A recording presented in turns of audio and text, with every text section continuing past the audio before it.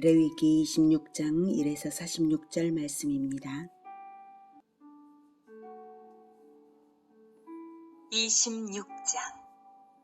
너희는 자기를 위하여 우상을 만들지 말지니 조각한 것이나 주상을 세우지 말며 너희 땅에 조각한 석상을 세우고 그에게 경배하지 말라. 나는 너희의 하나님 여호와임이니라. 사랑하는 형제 여러분, 8월 19일 금요일 새벽 묵상에 오신 것을 환영합니다. 오늘 레위기 26장은 레위기의 결론입니다. 지금까지 하나님께서 이스라엘과 언약을 맺으셨으므로 제사법과 절기를 명령하시면서 하나님과 만나고 사귀는 법을 가르쳐 주셨는데요. 이제 결론에서는 지금까지의 명령을 순종하면 어떻게 되는지와 불순종하면 어떻게 되는지를 말씀하십니다. 먼저 1절 그래서 주상은 우상 기둥 모양의 우상을 말합니다. 우상을 만들지 말라. 조각한 석상도 세우지 말라. 네. 근데 여러분, 조각하거나 꼭 기둥 모양이어야 되거나 이런 것만이 우상은 아니죠. 우상 숭배의 본질은 하나님 외에 피조물을 숭배하는 것입니다. 자기를 위하는 목적으로 피조물을 숭배하는 것, 이것이 우상 숭배입니다. 현대인들은 자기 자신을 무척이나 숭배하죠. 물질도 숭배하고요. 이것이 우상 숭배입니다.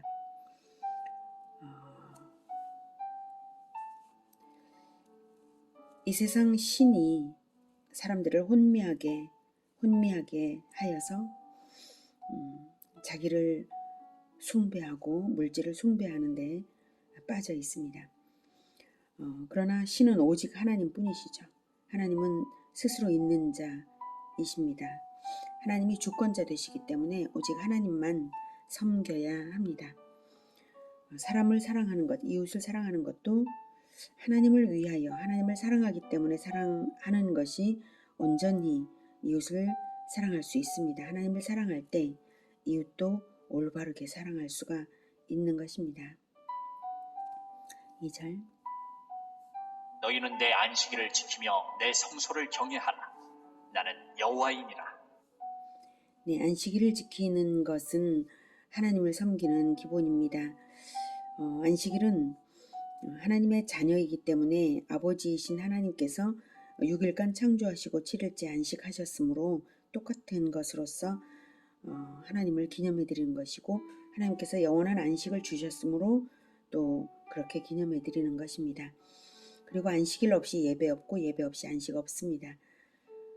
그렇게 안식일을 지킴으로써 하나님께 예배하고 그것이 바로 여호와의 성소를 경외하는 것이 되는데, 성소는 오직 여호와께서 임재하시는 곳이죠. 그래서 거기에서 말씀을 하셨습니다. 성소를 경외하라는 것은 여호와의 임재와 인도하심을 따르라 라는 것입니다. 우리에게 적용한다면 오직 그리스도를 따르라 라는 말씀이십니다. 3절. 너희가 내 규례와 계명을 준행하면. 네, 규례는 계명을 지키기 위한 규칙의 요소들이고요. 계명은 언약 관계자의 의무가 되는 명령입니다. 즉 계명을 지킨다는 것은 나는 하나님과 언약 관계에 있다라고 하는 것을 나타내는 행동 방식입니다. 계명을 지키는 것은, 반대로 계명을 지키지 않는 것은 나는 하나님과 언약 관계가 아니다. 관계가 하나님과 관계없는 사람이다 라는 것을 나타내는 행동 방식이 바로 계명을 안 지키는 것이죠. 그래서 계명과 규례를 지키는 것으로서 하나님과의 관계성을 유지하는 것입니다. 4절. 내가 너희에게 철따라 비를 주리니 땅은 그 산물을 내고 밭의 나무는 열매를 맺으리라. 너희의 타작은 포도 딸 때까지 미치며 너희의 포도 따는 것은 파종할 때까지 미치리니 너희가 음식을 배불리 먹고 너희의 땅에 안전하게 거주하리라. 네. 타작은 포도 딸 때까지 미친다는 말씀은, 보리타작은 3월이고 밀타작은 5월 초까지인데 포도딸 시기는 7월이거든요. 그러니까 3월부터 시작해서 타작을 7월까지 한다는 것은 너무 놀라운 풍년이 든 거죠. 하나님께서 대풍년을 들게 하셔서 그만큼 풍성하게 주시겠다는 의미입니다. 어떻게 하면요. 이 세상 신에게 빠지지 말고요. 하나님의 규례와 계명을 준행하면 언약을 지키면 그렇게 하시겠다라고 말씀하십니다. 6절 내가 그 땅에 평화를 줄 것인즉 너희가 누울 때 너희를 두렵게 할 자가 없을 것이며 내가 사나운 짐승을 그 땅에서 제할 것이요 칼이 너희의 땅에 두루 행하지 아니할 것이며. 칼이 두루 행한다는 것은 전쟁을 의미하죠. 외적의 침입이 없고 내란이 없다는 것을 말씀하십니다. 어떻게 하면요. 이 세상 신에게 빠지지 말고 내 규례와 계명을 준행하면 언약을 지키면 그렇게 하겠다. 7절 너희의 원수들을 쫓으리니 그들이 너희 앞에서 칼에 엎드러질 것이라.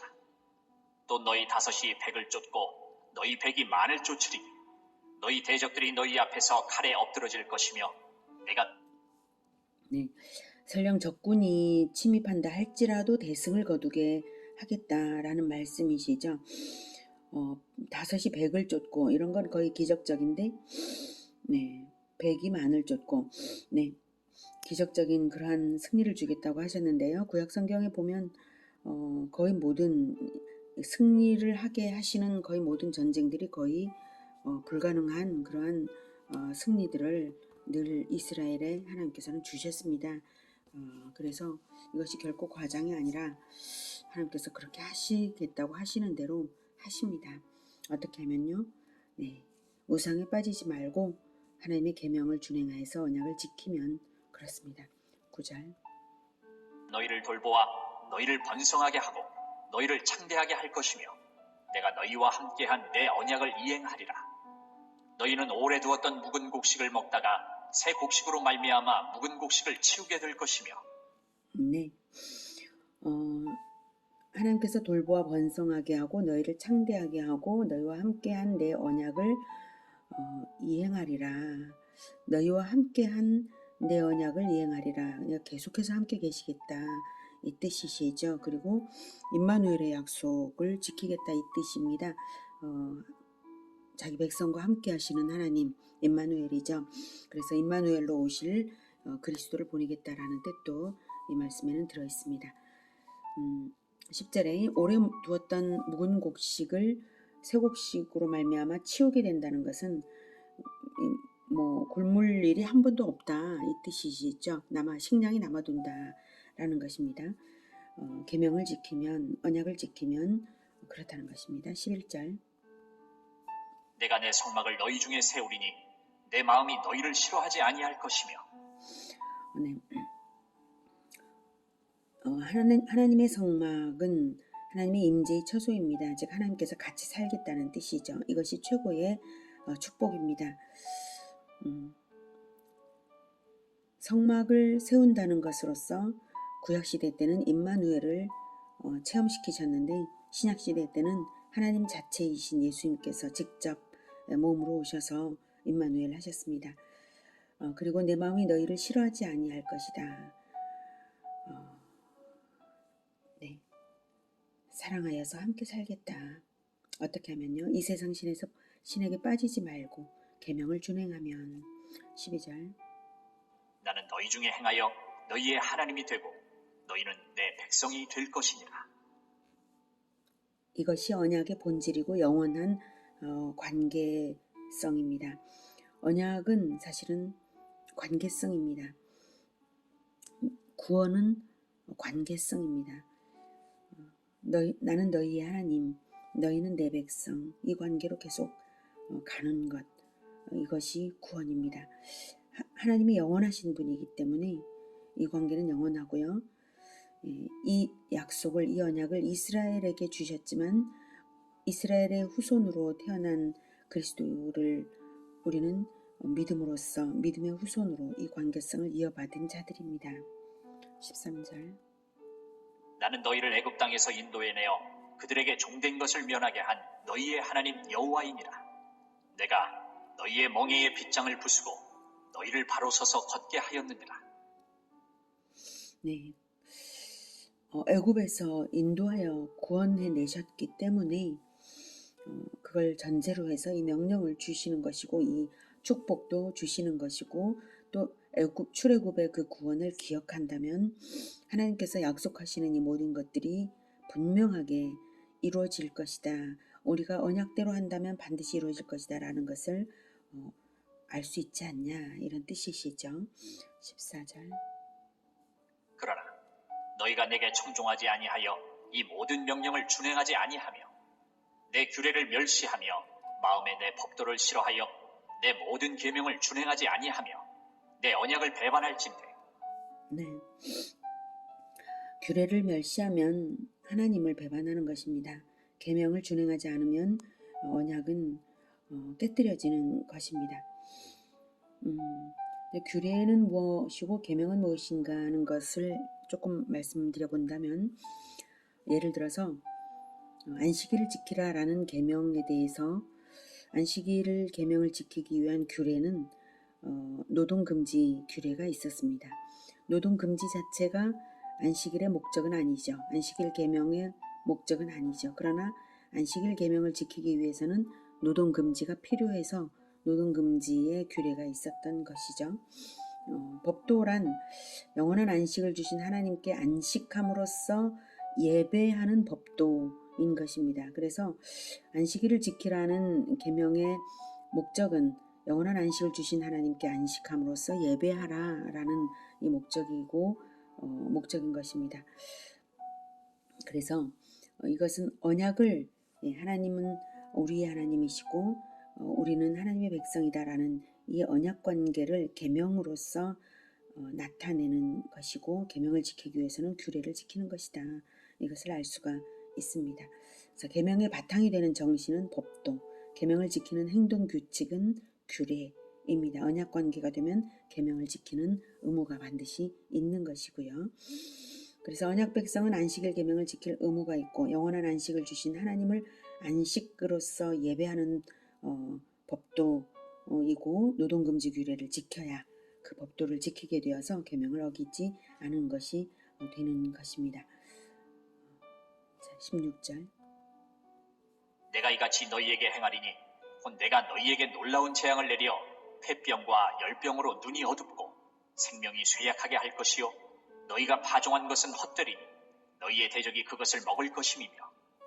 네. 만약에 어기면 건강을 잃고 재물도 잃는다. 건강과 재물이 네 것인 줄 알았냐? 언약 관계이기 때문에 보장되었던 것 아니냐? 이렇게 말씀하시는 것입니다. 왜 이렇게 한다고요? 이 세상 신에게 속아서 규례 법도 무시하고 계명 안 지켜서 언약 배반하면 이렇게 한다라는 것입니다. 17절. 내가 너희를 치리니 너희가 너희의 대적에게 패할 것이요 너희를 미워하는 자가 너희를 다스릴 것이며 너희는 쫓는 자가 없어도 도망하리라. 네, 평화와 평안이 없다는 것입니다. 늘 불안해서 쫓는 자가 없어도 도망할 정도로 불안에 시달릴 것이다 라는 거죠. 평안이 네 것인 줄 알았냐? 언약 관계이기 때문에 보장되었던 것인데 네가 언약 관계를 파괴했기 때문에 그 평안은 없다. 이렇게 말씀하시는 것입니다. 18절. 또 만일 너희가 그렇게까지 되어도 내게 청종하지 아니하면 너희의 죄로 말미암아 내가 너희를 7배나 더 징벌하리라. 7은 완전수입니다. 철두철미한 징계를 하겠다는 뜻이죠. 언약 관계이기 때문에 철저한 징계를 통해서라도 너를 꼭 고쳐놓고야 말겠다. 이 뜻입니다. 왜 이렇게까지 하십니까? 이 세상 신에게 속아서 규례법도 무시하면서 살면 계명을 안 지켜서 살면 언약을 배반할 수밖에 없는 것이죠. 그래서 그것을 고쳐놓겠다라는 뜻입니다. 사실은 이 정도까지 해서라도 돌아오게 하시는 하나님의 사랑인 것이죠. 17, 19절. 내가 너희의 세력으로 말미암은 교만을 꺾고 너희의 하늘을 철과 같게 하며 너희 땅을 놋과 같게 하리니 너희의 수고가 헛될지라.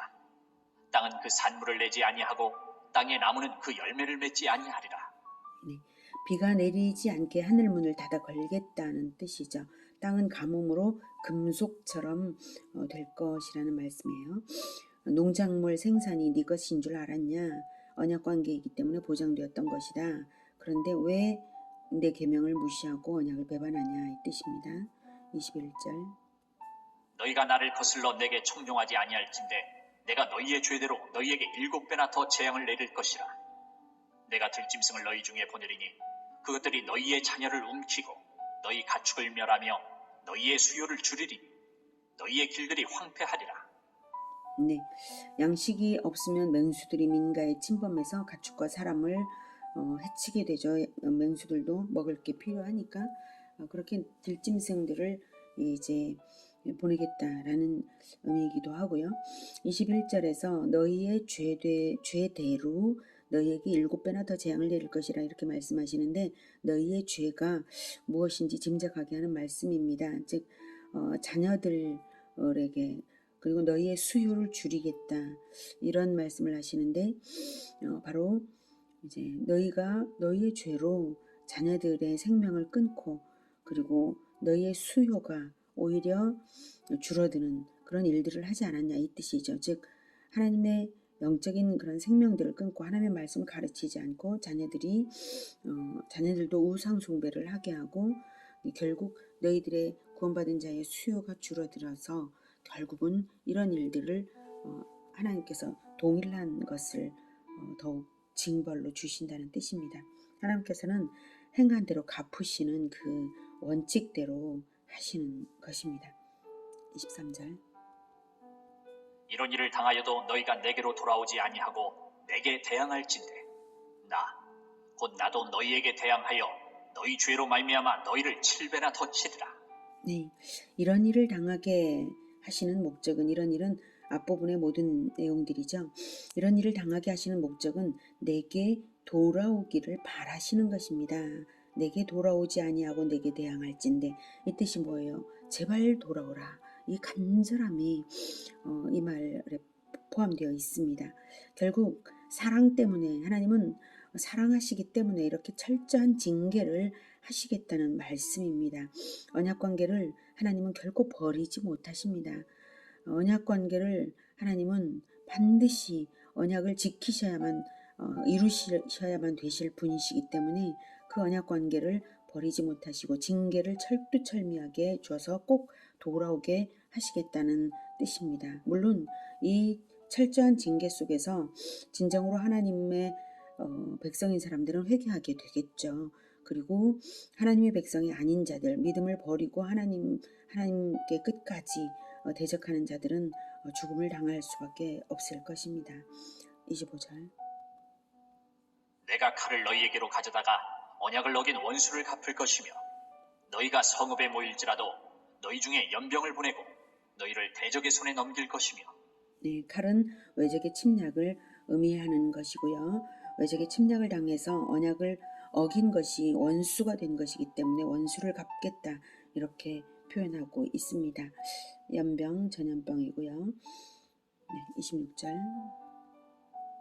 내가 너희가 의뢰하는 양식을 끊을 때에 10여인이 한 화덕에서 너희 떡을 구워 저울에 달아주리니 너희가 먹어도 배부르지 아니하리라. 네, 극도의 식량난을 주겠다는 것입니다.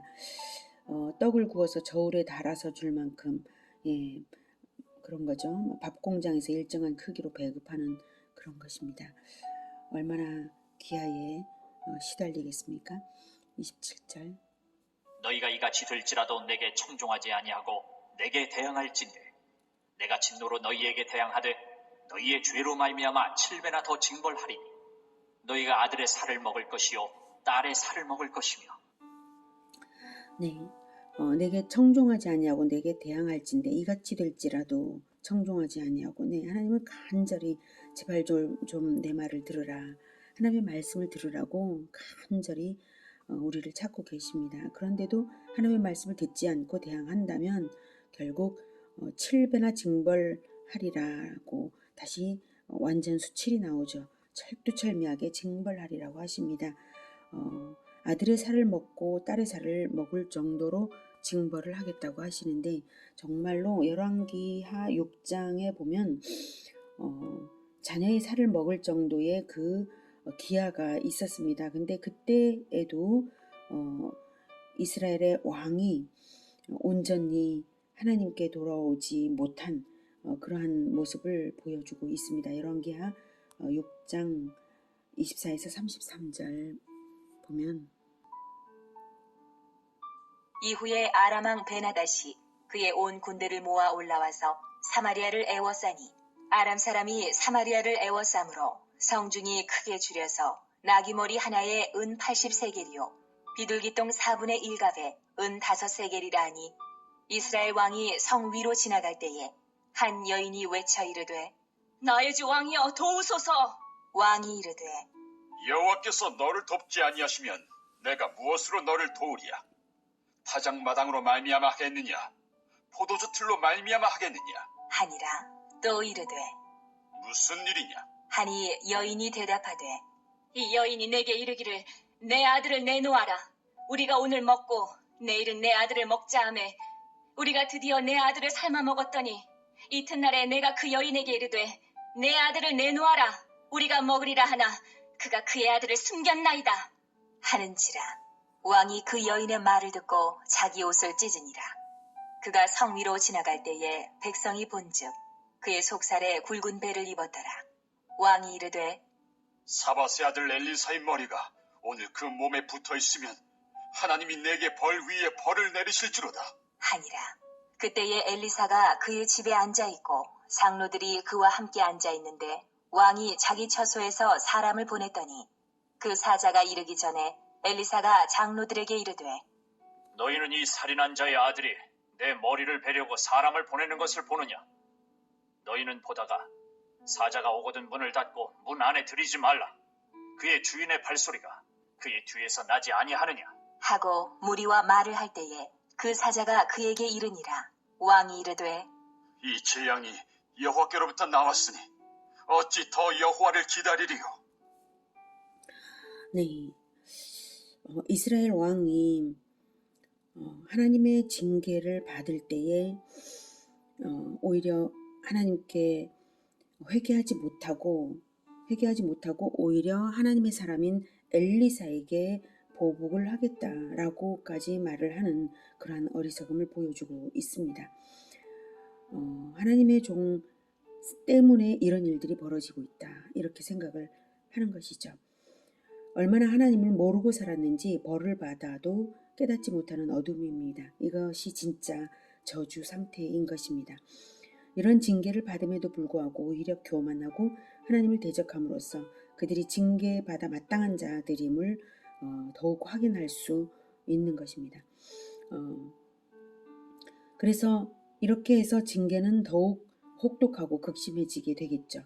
거기서 심령이 가난한 자들만 은혜를 얻게 될 것은 당연하다는 것을 우리가 알 수가 있습니다. 결국 징계는 필터링 시스템이 되는 것입니다. 징계를 주시는 이유는 결국 진짜와 가짜를 구분해내시고요. 참된 믿음을 가진 자들을 하나님께서 구분하시고 그런 자들을 구원하시는 과정이 바로 징계의 과정이 되는 것입니다. 30절.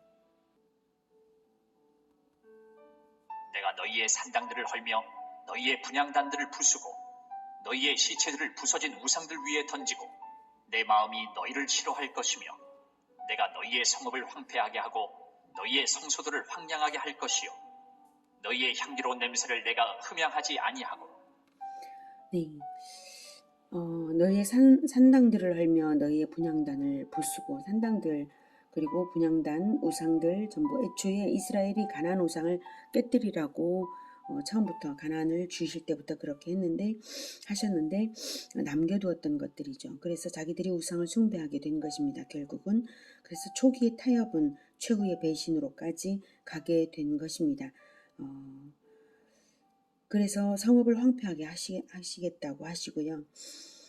향기로운 냄새를 내가 흠양하지 아니하겠다라고 하는 것은 하나님께 드리는 제사조차도 하나님께서 받지 않으신다는 것입니다. 언약관계가 아니다라는 뜻이죠. 중심을 보시는 하나님이시므로 참된 제사가 아닌 것을, 형식적인 예배는 거절하시는 것입니다. 32절. 그 땅을 황무하게 하리니 거기 거주하는 너희의 원수들이 그것으로 말미암아 놀랄 것이며. 네, 그러고 보니 이스라엘은 원수들과 동거하고 있었군요. 네, 오히려 그들이 놀랄 정도로 철두철미하게 응징하겠다 하십니다. 33절. 내가 너희를 여러 민족 중에 흩을 것이요 내가 칼을 빼어 너희를 따르게 하리니 너희의 땅이 황무하며 너희의 성읍이 황폐하리라. 너희가 원수의 땅에 살 동안에 너희의 본토가 황무할 것이므로 땅이 안식을 누릴 것이라. 그때에 땅이 안식을 누리리니 너희가 그 땅에 거주하는 동안 너희가 안식할 때에 땅은 쉬지 못하였으나 그 땅이 황무할 동안에는 쉬게 되리라. 네, 땅이 안식한다는 것은 하나님께서 7년에 한 번씩 안식년을 지켜라 이렇게 말씀을 이제 하셨었거든요. 근데 왕국 시대 이스라엘은 단 한 번도 안식년을 지키지 않았습니다. 하나님의 명령을 지키지 않았습니다. 그래서 70년 동안, 그래서 490년에 7년에 한 번씩이니까 70년 동안을 땅을 안식하게 하나님께서 강제로 하신 것이죠.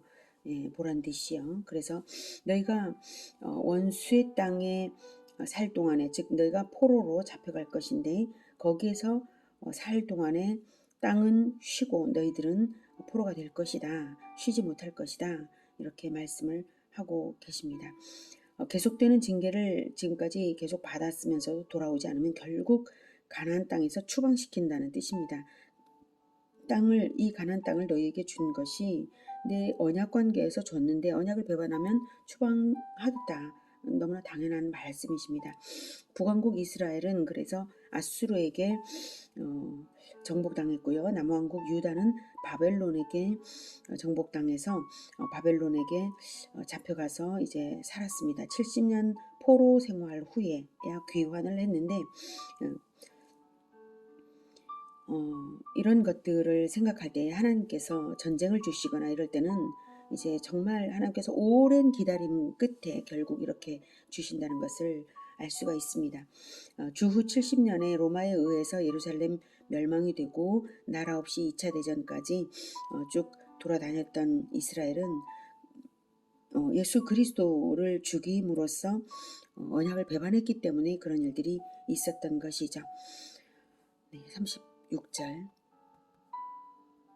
너희 남은 자에게는 그 원수들의 땅에서 내가 그들의 마음을 약하게 하리니 그들은 바람에 불린 잎사귀 소리에도 놀라 도망하기를 칼을 피하여 도망하듯 할 것이요 쫓는 자가 없어도 엎드러질 것이라. 그들은 쫓는 자가 없어도 칼 앞에 있음같이 서로 짓밟혀 넘어지리니 너희가 원수들을 맞설 힘이 없을 것이요 너희가 여러 민족 중에서 망하리니 너희의 원수들의 땅이 너희를 삼킬 것이라. 너희 남은 자가 너희의 원수들의 땅에서 자기의 죄로 말미암아 쇠잔하며 그 조상의 죄로 말미암아 그 조상같이 쇠잔하리라. 자기들의 죄뿐만 아니라 조상들의 죄의 대가까지도 받게 된다라기보다는 고착화되고 전통이 되어버리면 결국 무디어져서 죄를 못 버리고 그 대가를 받게 되는 거잖아요. 전통이 될 만큼 오래 기다리시는 하나님을 보여주시는 것입니다. 너무 오래 기다리셨기 때문에 결국 나중에는 그 대가를 조상들이 받지는 않았지만 후손들은 받게 된다라고 하는 것이죠. 하나님이 자비하셔서 오래 기다리신 것이지 그 반대가 아니죠.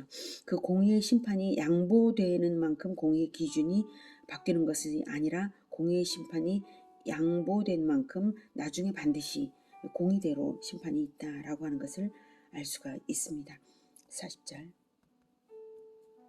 그들이 나를 거스른 잘못으로 자기의 죄악과 그들의 조상의 죄악을 자복하고 또 그들이 내게 대항함으로 나도 그들에게 대항하여 내가 그들을 그들의 원수들의 땅으로 끌어갔음을 깨닫고 그 할례 받지 아니한 그들의 마음이 낮아져서 그들의 죄악의 형벌을 기쁘게 받으면 내가 야곱과 맺은 내 언약과 이삭과 맺은 내 언약을 기억하며 아브라함과 맺은 내 언약을 기억하고 그 땅을 기억하리라.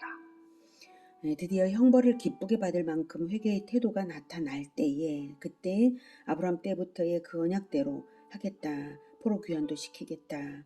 이렇게 하시는 것입니다. 그래서 정말로 70년 동안 그렇게 포로 생활을 하고 난 다음에 귀환을 시키십니다. 13절. 그들이 내 법도를 싫어하며 내 규례를 멸시하였으므로 그 땅을 떠나서 사람이 없을 때에 그 땅은 황폐하여 안식을 누릴 것이요 그들은 자기 죄악의 형벌을 기쁘게 받으리라.